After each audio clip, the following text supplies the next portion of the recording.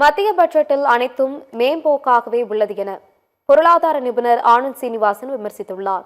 நாட்டின் வளர்ச்சி விகித உயர்வு பற்றி தவறான தகவல்கள் இருப்பதாகவும், மத்திய பட்ஜெட் தமிழ்நாட்டிற்கு மட்டுமின்றி அனைவருக்கும் ஏமாற்றம் எனவும் அவர் விமர்சித்துள்ளார்.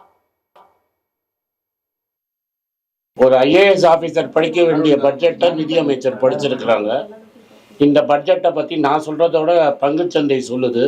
பங்குச்சந்தை என்ன சொல்லுது? ஐஏஎஸ் ஆஃபீஸர் படிக்க வேண்டிய ஸ்பீச்சை அம்மையார் படிச்சிருக்கிறாங்க. எந்த ஒரு அக்ரிகல்ச்சருக்கு ஒன்றும் கிடையாது, ரியல் எஸ்டேட்டுக்கு ஒன்றும் கிடையாது. விவசாயம்தான் நம்ம ஊரில் maximum job creation.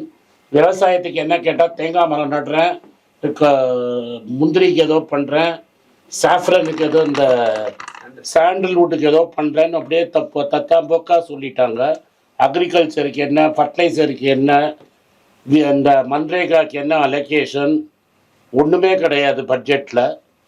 And income டேக்ஸில் வந்து யாருக்கு என்ன ஃபைனு, யாருக்கு என்ன ப்ராசிக்யூஷனுங்கிறது தான் பேசு. கடைசியில் பங்குச்சந்தைக்கு கடைசியில் இங்கிலீஷில் சொல்லுவாங்க ஸ்டிங் இன் த டெய்ல் அப்படின்னு. கடைசி நிமிஷத்தில் இந்த எஸ்டிடி டேக்ஸை நாங்கள் ஏற்றுறோன்னு சொன்னாங்க.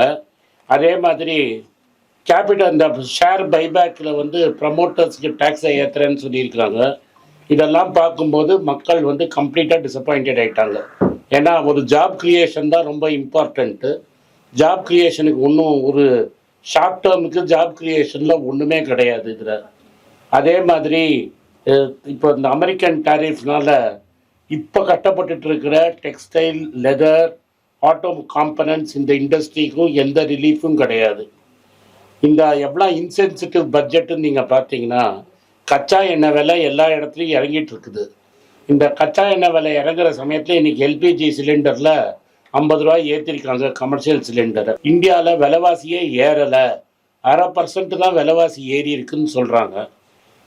ஒரே வருஷத்தில் ஆஸ்திரேலியன் டாலருக்கு அகேன்ஸ்டாக 30%, சிங்கப்பூர் வெள்ளிக்கு அகேன்ஸ்டாக 30%, டாலருக்கு அகேன்ஸ்டாக 10%, பிரிட்டிஷ் பவுண்டுக்கு அகேன்ஸ்டு 15% இந்த விலை விழுந்திருக்கு. இதனால் என்ன ஆகுங்கிறத சொல்லிடுறேன். பருப்பு வகைற விலை ஏறப்போகுது, ஏறி இருக்கு. பாமாயில் விலை ஏறி இருக்கு, முட்டை விலை ஏறி இருக்கு. எல்லா விலையும் ஏறின அப்புறம் கூட டிஃப்ளேட்டரை 0.5 கணக்கு போட்டு இல்லாத குரோத்தை இருக்குன்னு சொல்கிறது தான் இந்த கிளியராக ஸ்டாக் மார்க்கெட் சொல்லுது. ஆக மொத்தம் பணத்தை முதலீட்டாளர்கள் வெளில எடுத்துகிட்டு போயிட்டுருக்காங்க. வேலை தேடுற இளைஞருக்கு ஒன்றுமே கிடையாது, விவசாயிக்கு ஒன்றும் கிடையாது, கன்ஸ்ட்ரக்ஷனுக்கு ஒன்றும் கிடையாது, டெக்ஸ்டைல், லெதர் இது மாதிரி இண்டஸ்ட்ரிக்கும் ஒன்றும் கிடையாது. இன்கம் டேக்ஸில் வந்து லாங் டேர்ம் கேபிட்டல் கெயின்ஸை இப்படி பண்ணுவோம் அப்படி பண்ணுவோன்னு சொல்லிட்டு லாங் டேர்ம் கேபிட்டல் கெயின்ஸை பற்றியே பேசலை. ஃபேமிலி இன்கம் டேக்ஸ்னு ஒரு புருடாவை கிளப்பி விட்டாங்க, அதை பற்றியும் ஒன்றும் பேசலை. ஆக மொத்தம் நான் எப்போதும் சொல்கிற மாதிரி பெரும் முதலாளிகளுக்கு எப்படி செய்யலாம் அப்படின்னு பார்த்து செய்கிற பட்ஜெட் தான் இது. இதனால் வந்து மக்கள் முதலீடு, கார்பரேட்ஸ் முதலீட்டு செய்ய போகிறதில்ல, வெளிநாட்டு முதலீடு இந்தியாவுக்கு வரப்போகிறதில்ல. இந்த பட்ஜெட்னால் பணம் வெளில தான் போகும். நான் சொல்கிறேனோ இல்லையோ மார்க்கெட்டில் பணத்தை வெளில எடுத்துகிட்டு தான் இருக்கிறாங்க.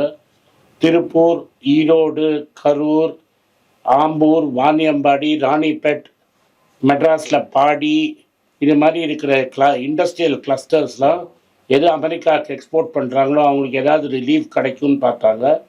2 தனி மனிதரோட வெறுப்புனால, தட் இஸ் ட்ரம்ப்புக்கும் மோடிக்கும் இருக்கிற ஈகோ ஃபைட்னால பல லட்சம் பேர், பல லட்சம் முதலாளிகளுக்கு கஷ்டம், பல லட்சம் தொழிலாளிகளுக்கு வேலை இல்லை. அவங்களுக்கு ஏதாவது இவங்க இந்த ரிலீஃப் கொடுப்பாங்க இந்த பட்ஜெட்டில் ஷார்ட் டேர்மில் அப்படின்னு பார்த்தா ஒன்றும் ரிலீஃப் கிடையாது. இதுதான் இந்த பட்ஜெட்டில் இப்போதைக்கு வந்திருக்கிறது. ஒன்றுமே இல்லையே. தமிழ்நாட்டுக்கு அப்புறம் ரேர் எர்த் மினரல்ஸை தோன்றேன்னு சொல்லியிருக்கிறாங்க. எந்த ஏரியாவில் தோன்றாங்க தமிழ்நாட்டில், எவ்வளோ எடுக்க போகிறாங்க, எவ்வளோ இன்வெஸ்ட்மெண்ட்டு, ஒன்றுமே சொல்லலையே.